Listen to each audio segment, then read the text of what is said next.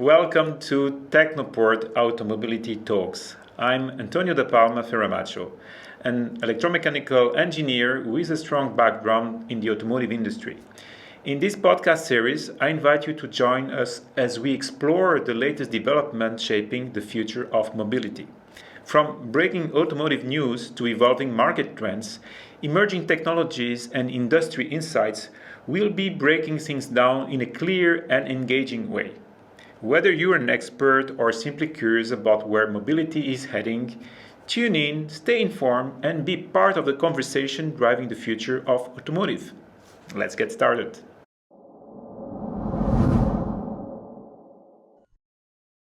The first podcast is about the global automotive market.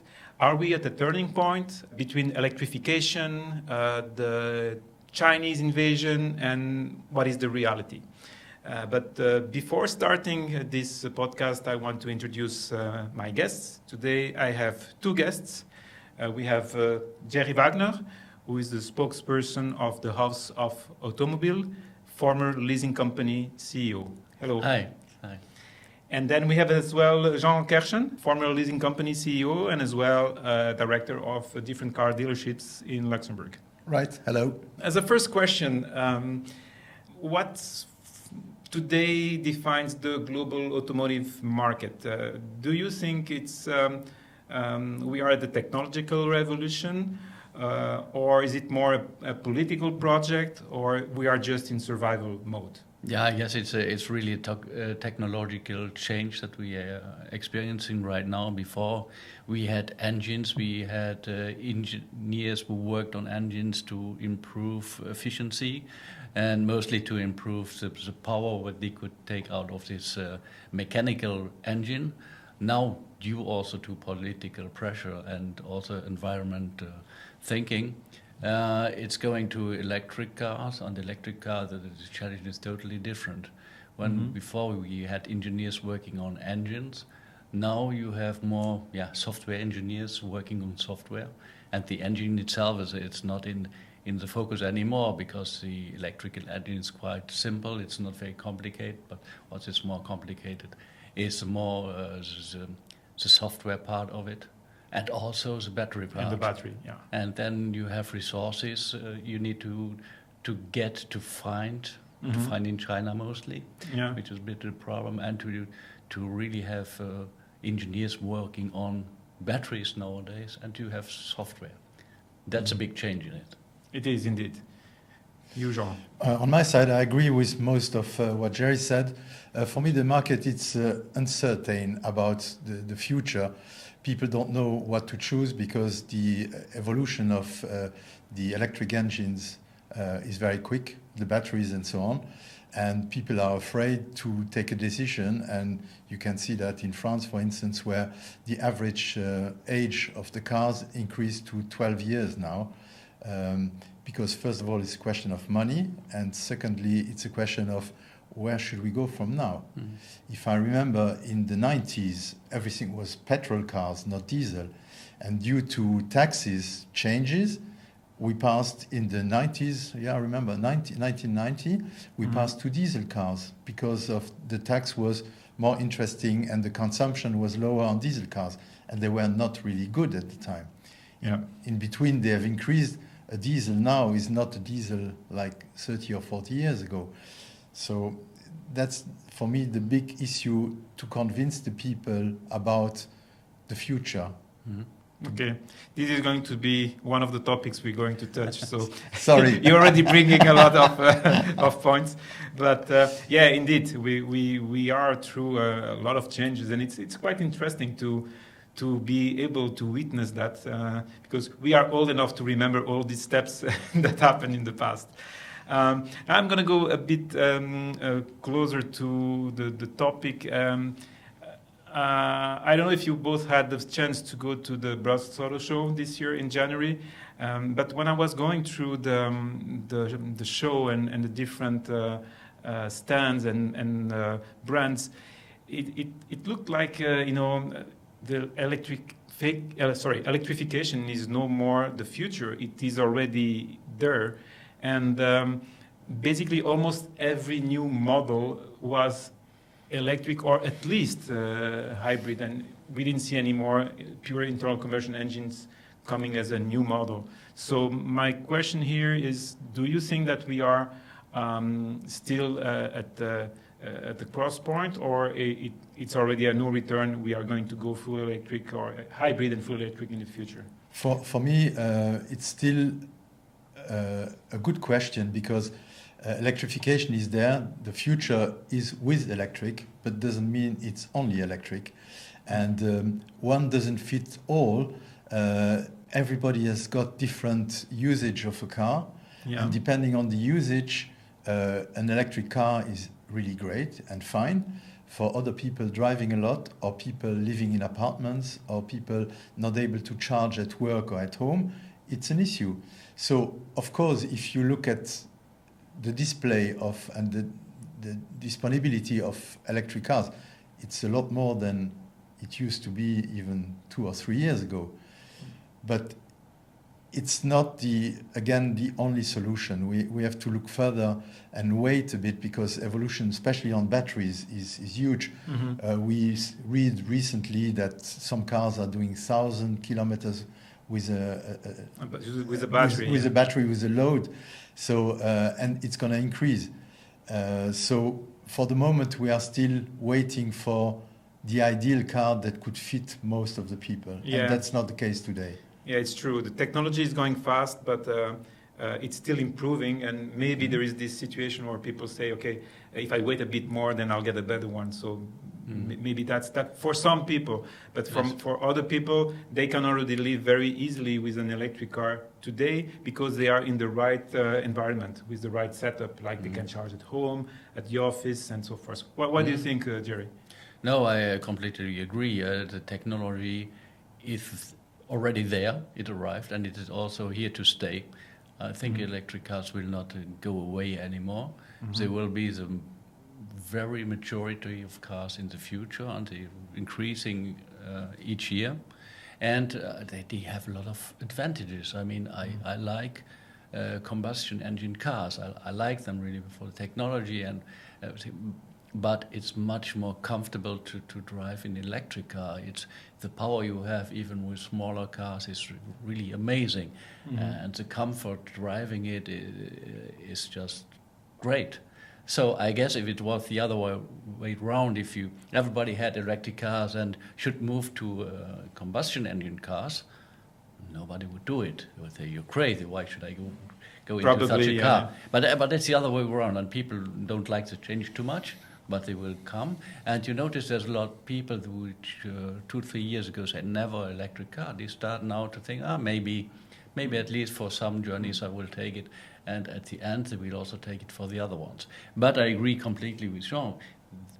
I don't think electric cars will be the only technology that we will have in cars. We still will have some non-electric cars, and those will not disappear so fast. Yeah. And they don't need to disappear also. I think also for environment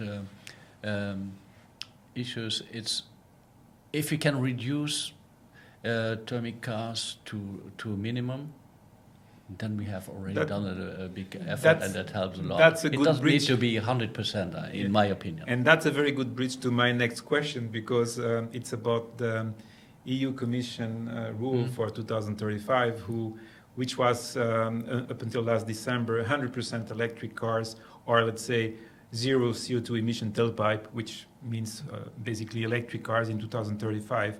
But they have reviewed their position because of, first of all, the consumer that is not adopting electric cars fast enough, so the goal will not be achievable by 2035, but as well due to some manufacturers who are, just ringing the bell and saying, look, we are not selling the electric cars you asked us to build, but we need to survive, and we need to still sell cars, and the public is still asking for hybrids or internal combustion engines.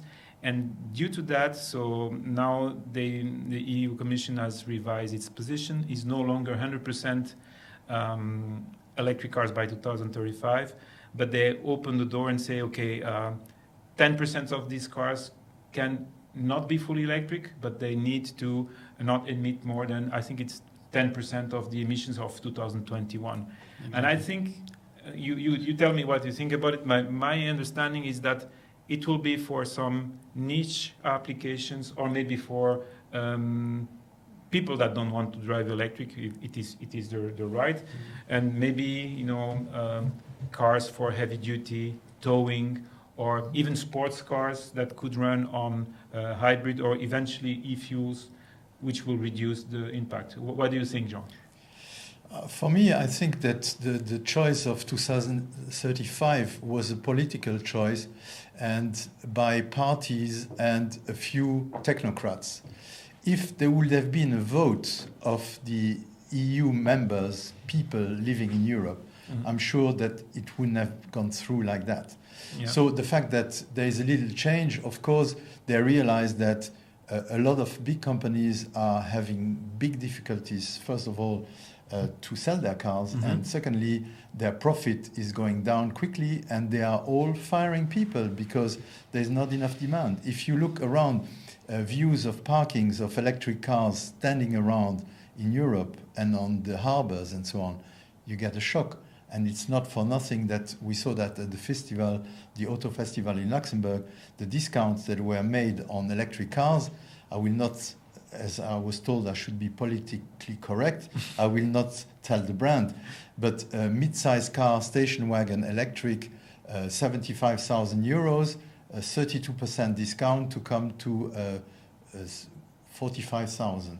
Okay. Who's going to pay 75,000 for a car that is so dependent on speed and temperature? So it's not for everybody. So it depends on the profile. Yes, profile. What do you think, Jerry? Yeah, I think it's very important to understand what that means, what the European Commission say. Now, what's the difference? Yeah. Like you said, it's not 100%, it's 90%, and also you said it's based on emission compared to emissions in the year 2021. This doesn't mean that there are 10% cars, thermic cars allowed. No, That's of course, what of people course. It can be really even, understand wrongly. Sometimes it's and it needs to be even this 10% needs to be compensated again. So yes. for CO2 emission should be neutral. But when you look at it really, then you see that this 10% emissions, that doesn't mean that you can put on the road a lot of sports car or heavy duty car, whatever. No. Mainly you can do it with plug-in hybrids, which has really a very low emission. And then you have some cars more that you can put on the road, but not even 10% of cars, even less. So I must say, in my opinion, this doesn't change anything towards really the targets they have. If they still can put some cars on the road, and but it's more, I think it's kind of marketing by the Commission. They said, okay, we have a lot of discussions about it. We need to give them something. We need to give people, show people that we understand their concerns and we do something. We are not saying 100% or nothing. We say, okay, we leave you a small door. I'm not sure that they will stay just with this 10%. I think they should open it up a bit more. Yeah. But on the other hand, you must understand that a lot of car makers, they were not happy about this decision. They say, no, we don't want it. We want you to stay with 100% because we need our strategy. Yeah. We need to see what's coming. We cannot change all the time because people will not buy electric cars anymore if they hear, oh, maybe you don't have to. Yeah. So it will slow down as a market. It's really a very difficult question about it. I would say the issue was at the beginning when they decided this 100%, it was maybe too radical. They could have make it more progressive. Yeah, it was good that they kept this possibility to review this contract, and it was also important that they put in e-fuels in it, and which they did not have in before, and that's quite an important point, I think. Yeah. We're not going to talk about e-fuels today, but of course that brings extra flexibility for the future. But there's the concern how to produce the e-fuels CO2 neutral. So that's another point. Now moving on to the other concern, which is, when we talk about electric cars, we talk automatically about Chinese electric cars, because they are the ones which are, very present. We know that China has decided to go directly to electric powertrain instead of going through the internal combustion engine, because they did not have this past experience of internal combustion engines. And by doing so, they leapfrogged their position to become like the leaders in electric cars, because today they control the battery chain, like the resources and the process. And so we now see China as a very serious competitor. Is it correct to see them that way, or are we underestimating? Were we underestimating them, and are we now getting a difficult reality check? If I can say that Chinese car makers were really pushed on the European market by this decision of the European Commission to have this 2035 deadline years ago, because then we need to have electric cars on the market, and they came with very cheap electric cars, which were not too bad from the technology point, but they were heavily helped by the government, and they had subsidies by the government from the Chinese very government, highest one, and they have less constraints when they build a plant about the environment and everything. So it was not a level field competition. That's sure. But on the other hand, they are there, but they are not very present, I must say. If you look, of course, they have really high percentage increase, but if you have 10 cars and you have 20 cars, you already have 100% increase.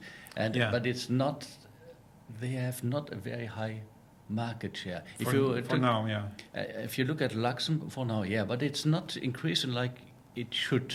Okay. In my opinion, if you look at Luxembourg, you have some brands. We came BYD, Xpeng or Xpeng, and Geely and everybody, but they are still on the same level of new car registrations for 3 years already. So it's not going up exponential like you expect them to. But there are some cars when they launch a new model, maybe they sell 30, 40, 50 cars.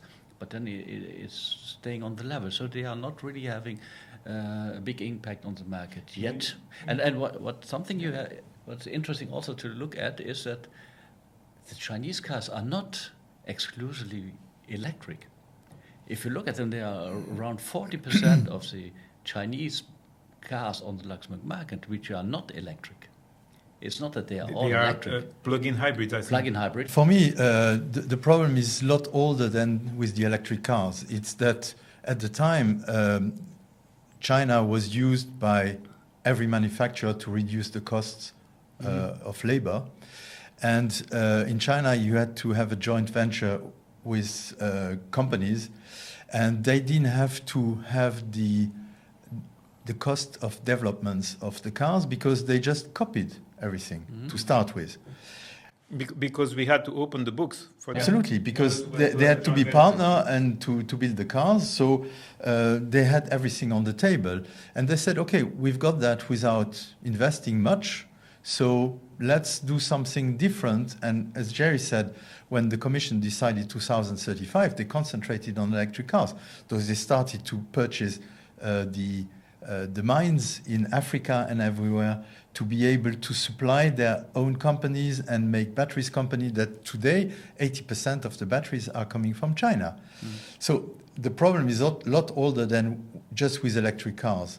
And that's where it started, when you have to give your books with somebody as a partner. If there is not a confident relationship between the two, you've got problems.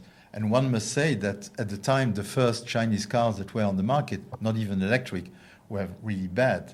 If you saw the crash test from NCAP at the time, I don't remember the name, it was Wind something. Landwind. Landwind. When I saw that, I laughed, because everybody talked about it. On the other hand, if you see the number of brands in China, I think there are 134 brands, different brands. How many will survive in the future? Borgward has disappeared already, and some others have disappeared that were not even in Europe. Secondly, for me, what would be important is to see the sustainability of a car. If you can't get spare parts because the company has disappeared, if today you've got the Borgward in Luxembourg, what do? I see one running, I see only one, but I see the car. The day it breaks down for parts, body or engine or whatever. That's a good point, because I recently had a discussion with someone driving an electric brand car. I won't mention the brand, and he said that he had a small crash with the car, and he was waiting. I think it was for the bonnet, and the car was stopped for a few months because he didn't get the part. And well, I mean, the car could drive, but he didn't have the bonnet. So the point is correct, but it's not only electric cars and not only China, because it's really globally the manufacturers have reduced the production of spare parts. That's why you see in France the amount of stolen parts, because you can't get them from the manufacturer.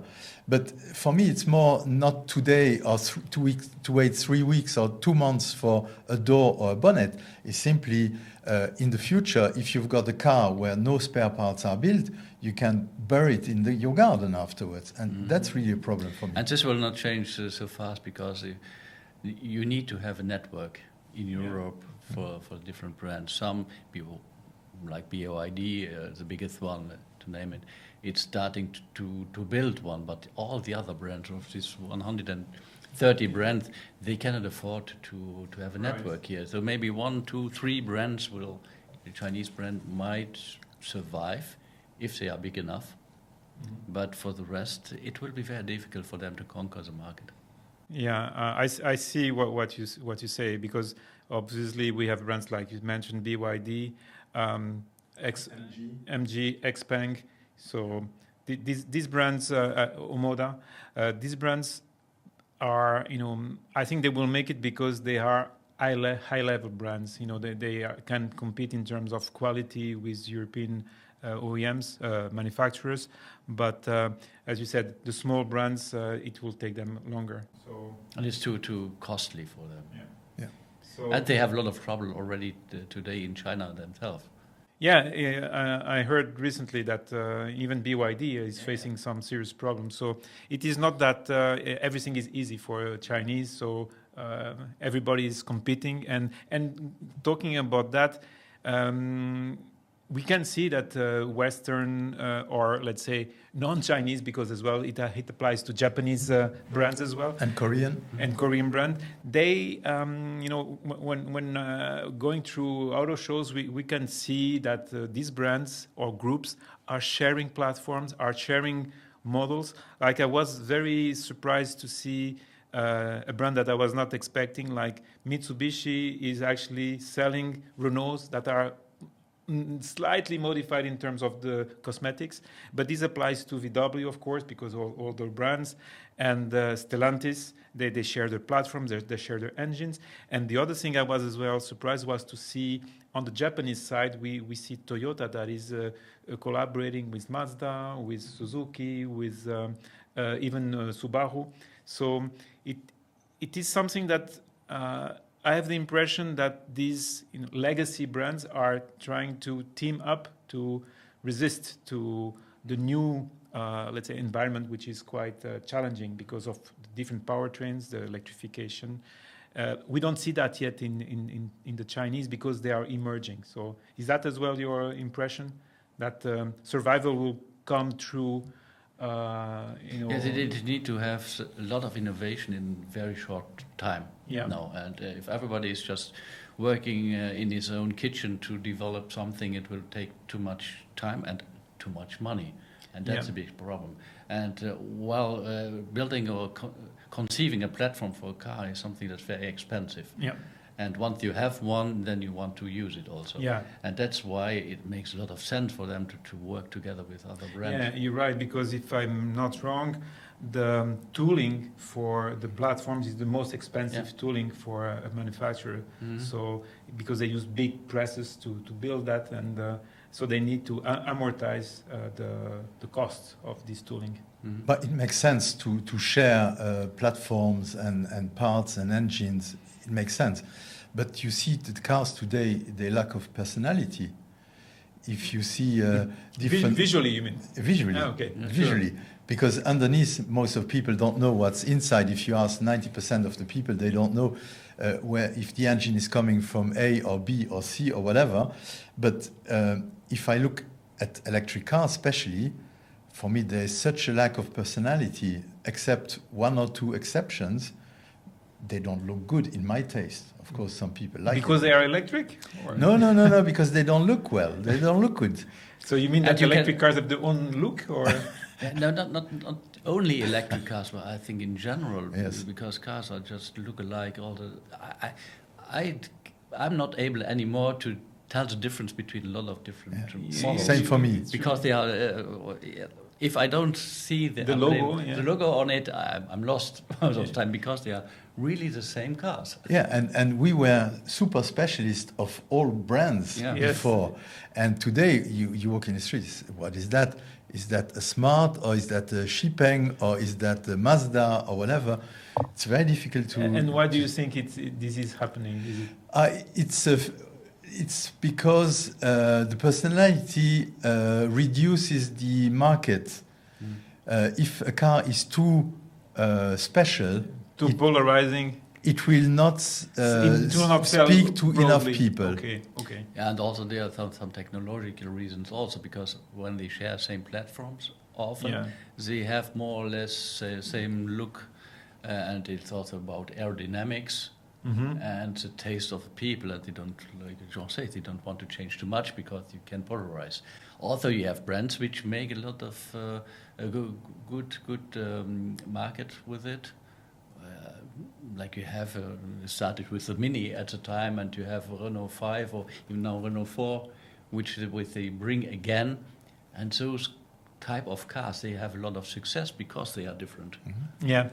Personality is important. But you must say that those cars, like about aerodynamics, are not the best compared to the other ones, which we see all day, which are all the same. They are, from this point of view, they are better. And why is the aerodynamics so important for electric cars? It's because it can reduce a lot the autonomy that is already reduced by speed and temperature. So they have to make it as sleek as possible. And so they lose the shape, in fact. They are like a melted piece of metal. Yeah, and those cars are almost all kind of crossovers, because they need to be higher, because the batteries is on the bottom of the car. And you have all the bit higher. So it makes a difference when you have electric cars. Makes sense that they look alike. Yeah, the technology dictates a bit the car infrastructure, because of the battery needs to sit in the middle, then the wheels are very far apart, and then already you see the silhouette is looking a little bit the same for everyone. And then that's a good link to the consumer, because basically the look is important for the consumer, but today as well what is important to the consumer is what technology to choose. Because in the past they had to choose between diesel and gasoline, or petrol, and they were a bit lost. But today they're completely lost, because they have still diesel and less diesel than in the past, but petrol. They have hybrids, and they have electric. And we see that. You mentioned it before, that the average car age has jumped up a few years over the last years. And is it linked to that, because people are still now more than ever wondering what to buy? Yes, of course, but there are a lot of reasons why the cars are getting older. First of all, the main thing I think is the cost, because if you see the prices of cars, are they justified or not? It's really today, if you 10 years ago you could buy a super Porsche, and today you get a Passat electric. So it's called ID7 for the other people. Okay. But does it make sense to me to spend so much money on a car where you don't know what the future is? Okay, it's an advantage for the private lease, because personally, I have as well an electric car, so I'm not anti-electric cars. It's the second one I have.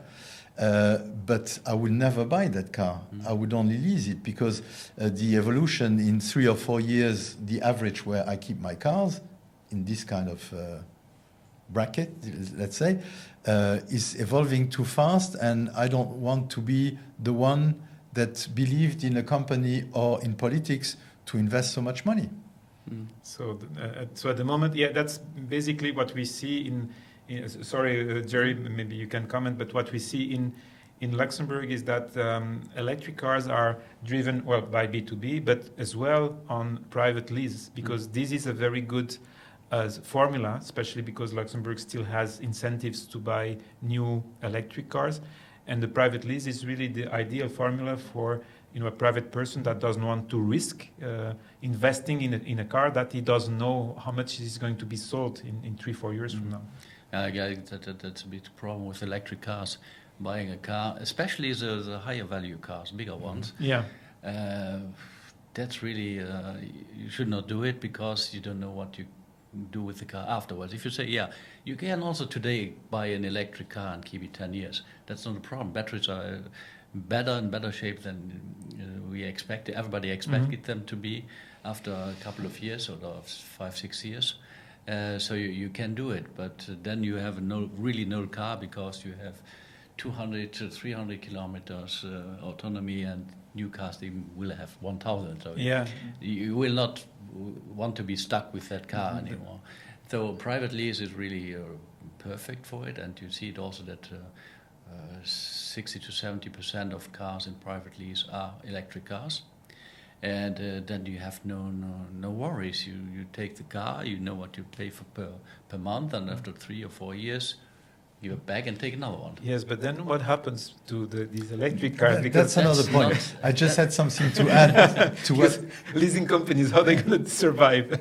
Yeah, they have problems. Yes, that's another point. But I wanted to add to what Jerry was saying is simply that there are two things that are important in that.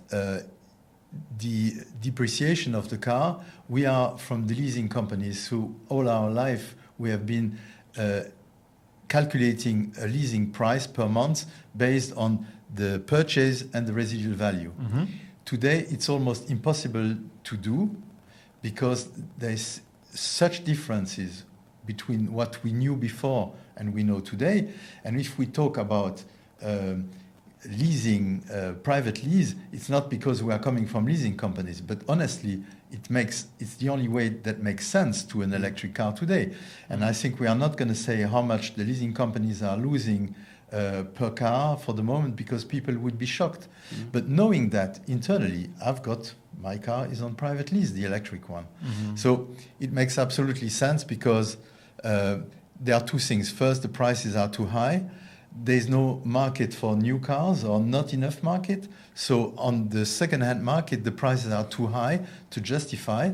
And when the manufacturers are giving 20-30% on new cars, how do you want to sell your car that should be around 40%? You will not sell it, especially that in between, as Jerry said, the autonomy went from 300 to 500 or 600. Yeah, so it's a catch-22 situation. Huh? I must say that all these reductions that you get on electric cars are mostly on the high-value cars. Yes, yeah, the I agree. Smaller ones, you get not much. No, You have absolutely right. Because that's a market which is evolving quite well for the moment, and it's also the market changed totally. The consumer are thinking different when you buy such a car. I experienced myself because the car of my wife, private lease electric cars, coming to an end now, and she came, my leasing is coming to an end. What car should I take? Okay, then I said, I have no idea. Once, it's the kind of cars, the smaller cars, where I say I don't follow this market. I'm not too much interested in what's happening there. And for the other one, I said, I don't know. And the cars look all alike, and it's just, And then you choose on the price. Yes. You can leasing, and what how does much it cost? can I afford? How much is it more or less nice, interior nice or exterior? And is it and autonomy? And then, okay, that's it. And to come back to the purchase or the leasing, don't you think that on small electric cars that are not too expensive, and that you take as a second car, and that you believe, well, this car I can maybe keep 10 years because I'm not driving much, it's my second car, it's an electric car, maybe it might be more interesting to buy the car rather than leasing it, because if you buy the car for, I don't know, 20 or 25 with the incentive, because we have an incentive, a quite nice incentive in Luxembourg of 6,000 if you have a low consumption. So then you have a case for a long ownership that if you would take a leasing would probably be more expensive. I have to just to answer right away, because I was in the situation where I said yes. And we just decided yesterday about what car to take and how to take it. And it was also about buying or not buying a car. I said, we take this one on leasing for 4 years, and then we'll see. Yeah. But it's maybe too early to buy the car. Yeah. In 4 or 5 years, we know much more, and then we can still decide. And I think then people can also take a car and buying it. If you want to keep the car for a longer time, then it's better buying. Then it makes sense to buy it. So we are still in a learning phase. Yeah, sure. And especially, I think Luxembourg is a country in Europe where the electric car adoption is quite decent. I would say. Yeah, pretty good. Both on B2B and B2C. And why do you think it is like that? Is it linked to the policy in Luxembourg that is not as I would say based on penalties and more on incentives? Yeah, you have two things that make that the market is performing quite well.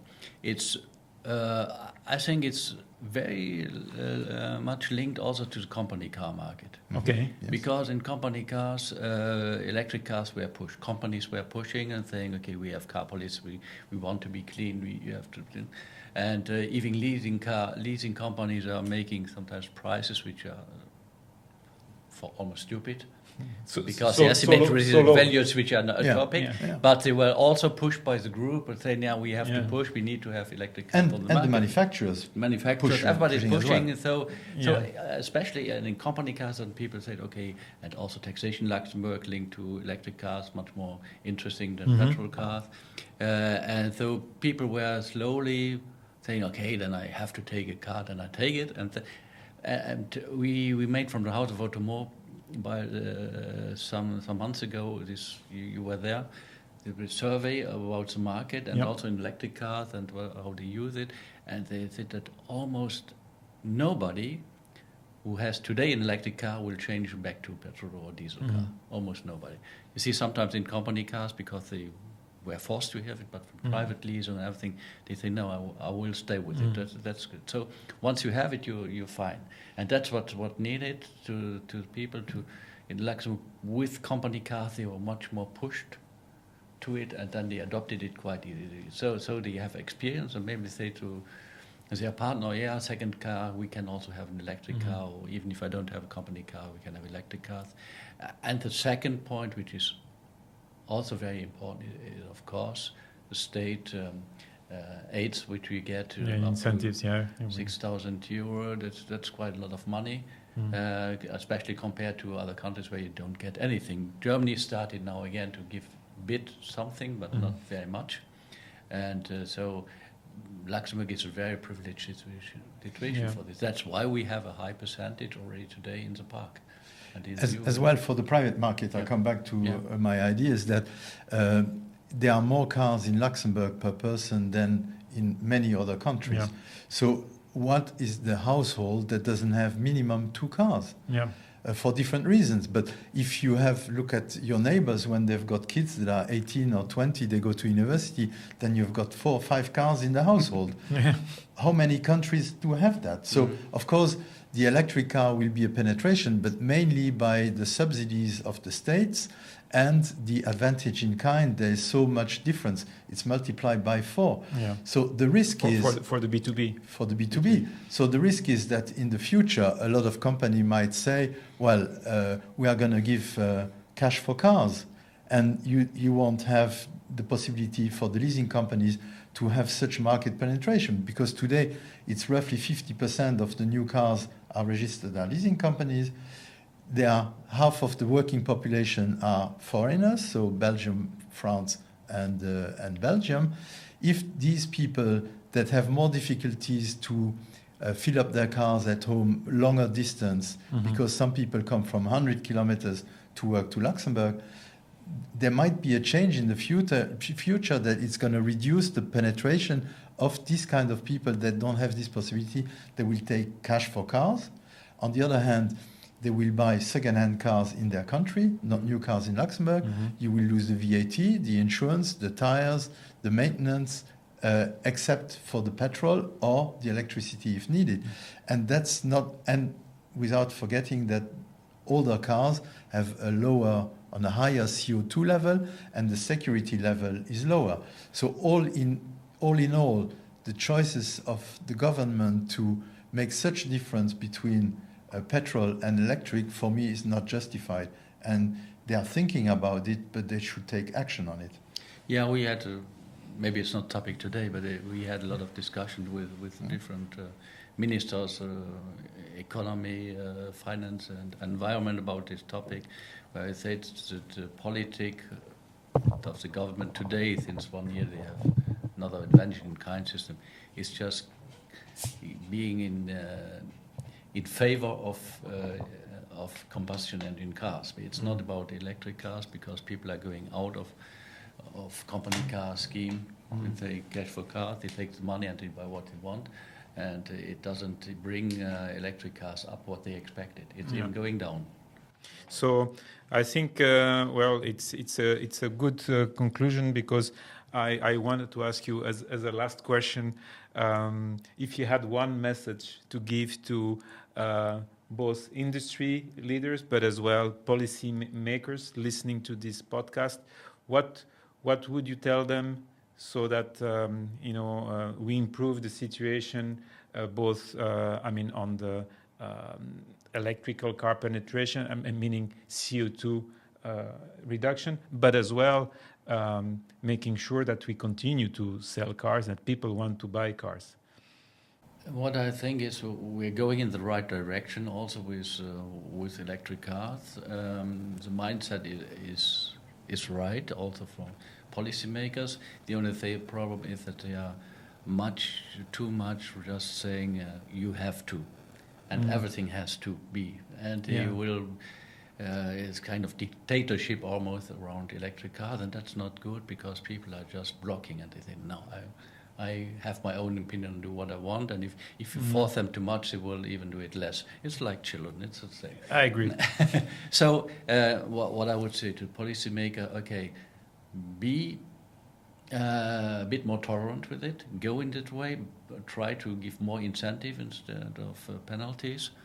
For the moment, there are not too much penalty just for the car makers. They have to do. That's a bit of a problem, because this problem goes further. They have a big impact on the economy, on employment. So you see it in Germany and France, where there are a lot of layoffs in this industry already. So they have to be a bit slower on it. And also for Luxembourg, I think they are on the right way. We are discussing a lot about taxation for cars, especially company cars, which made at the time a year ago 60% of the market of the new car industry. Now it came down to 45%. So it's quite important, and they have to really look at car taxation, especially company car taxation. What they promised to do, I hope they will now pass to action, not just say, yeah, we understand we need to do something, just do it now, and we will probably know more in the coming weeks or months. So if I understand well, what you're saying is be more flexible, not be so much penalizing the, let's say, non-100% electric cars, so that people still find a solution until the electric cars can answer to everyone. Like we experience, people will move. Once they use electric cars, they will adopt it also. And once the neighbor adopts the electric car, maybe you will also look at the electric car yourself. Okay. So it will go that way, but don't force it.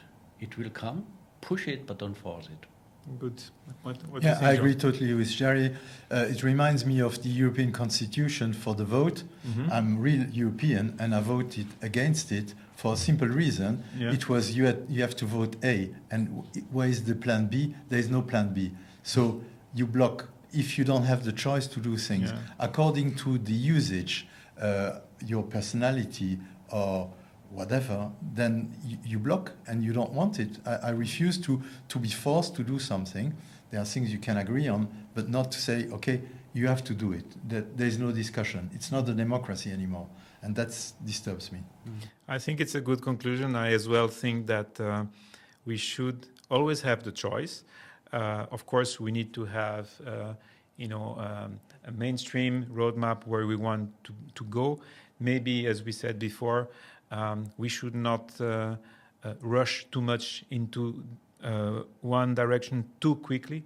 Remain flexible, allowing the people that cannot yet adopt this new technology because of various reasons to have a plan B. But with time, I think obviously the electric powertrain makes sense because of the efficiency and because as well of the let's say the energy independence that we will gain from it. Okay, it took a bit longer than we thought, but I think it was a very interesting discussion. I hope you on the other side of the screen enjoyed it, and I'll see you in a few weeks to the podcast number 2. Bye. Bye. Bye.